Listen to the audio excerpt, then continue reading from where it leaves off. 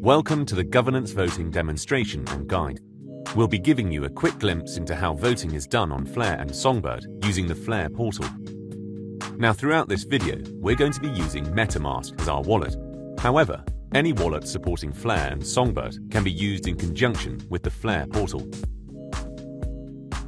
The first thing you'll see when you open up the portal to the voting app is your current votes and then a list of proposals. Press Connect on the top right corner and select the wallet account where you have wrapped FLR on the start date for voting. Now that your wallet is connected, you will see how many votes you can cast under your current votes. How is this calculated? Simply put, your vote power, or number of votes, is roughly equal to the number of your wrapped token balance. If you're voting on Flare, you must hold wrapped FLR, while on Songbird, you must hold wrapped SGB. Now, there's another tab called Account, which we'll briefly look at. You can see how many native tokens and wrapped tokens you hold, as well as your delegations in the FTSO system. Additionally, you're also able to wrap, unwrap, and transfer your tokens, as well as manage your FTSO delegations. So before you can participate in governance voting, ensure you have wrapped tokens. So let's do that now. I'm just going to quickly demonstrate wrapping tokens. I have 1,000 native tokens which can be wrapped, and I'm going to wrap 500 of them to leave some balance in my account. It opens up a transaction to sign, and I click Confirm. Now we wait for the network to confirm the transaction, and our balance is now updated. We can see the updated balance of 550 WFLR. Now, if we go back over to the Voting tab, we can again see our current vote, which is equal to our wrapped native token balance. In your case, it will be either your WSGB or WFLR balance. We can also see now that it's actually updated to the balance with the new wrapped tokens just added. Underneath this, you'll also see an option to transfer votes.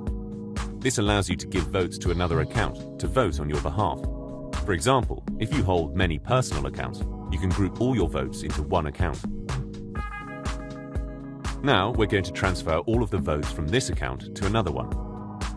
So let's open up MetaMask to switch accounts. We're going to go down and copy the address where we want votes to be transferred to. Copy this address and switch back to the original account and then click on Transfer Votes. You can now click Transfer Votes again, and then in the input, paste the address the votes are being transferred to. After confirming, the UI will prompt you to sign the transaction, which we'll do through MetaMask. Click Confirm. We can see a successful transaction, and we can also view this in the Explorer if we wanted to. Now, keep in mind that you can change delegation and remove delegation. This, however, is completely unrelated to the FTSO system, so don't be concerned about that. This is simply for governance. Now, let's close this, and we can see our current votes is 0. If we switch back over to the account that we just transferred the votes to, we can now see that the vote count has increased.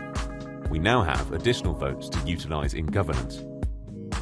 Now remember this number, because when we go into the proposal below, there will be an important distinction that we need to be aware of. So let's open up this proposal, which is currently active. That means we can actually participate in it. Click on it, and it's going to open it up.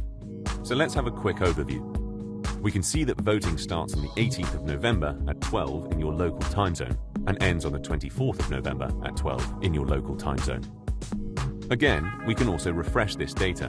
If we want to refresh the proposal, we can also click on Proposal Description, which takes us to the GitHub repository, where the actual content of this proposal is hosted, which will be in the Flare Foundation GitHub repository. Then we can go to Technical Information, which will drop down some data. So there are a few pieces of information here, but the most notable one is the vote calculation block, which is going to be important for when we look at our vote in the details below. We have the proposal contract, which will just take us to the contract on the Blockchain Explorer, and then the proposal ID, which is generated when this proposal was created. We also have the proposal creator, so this is the address that created or proposed the current proposal. So if you go down to vote in details, here is the vote calculation time, and this is related to the vote power calculation block here. So this vote calculation block has a timestamp, and this timestamp is correlated to this vote calculation time.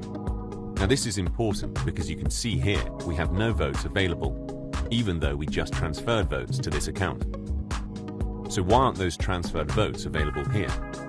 Well, that's because we only just transferred them, and the vote calculation time was on the 18th of November at 12 p.m. in the current time zone, meaning we must have had wrap tokens at this point in time to be able to utilize for voting in this particular proposal.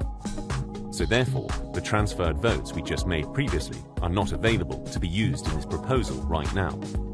Now before we cast our vote, let's have a quick look at the votes and results below. So what we can tell from here is that the proposal is active and we can currently vote on it. Now, without going into all types of voting available, this voting proposal that we're looking at will pass only if all of the following criteria is met. The majority condition is needed, which means more than 50% of all votes cast are in support of the proposal. The proposal we're looking at currently has a majority condition at 85.88%, which means it will pass. Let's go ahead and cast our vote to influence this proposal. Click on Vote For, and we open up MetaMask, which allows us to sign this transaction. Then we click Confirm and wait for this transaction to go through. When we get the notification that our transaction was successful, this means our votes have been cast in favor of this proposal. And with our vote now cast, we just wait until the voting period ends. And once we can see the final tally, we will know whether the vote for this proposal has either passed or if this proposal has been rejected.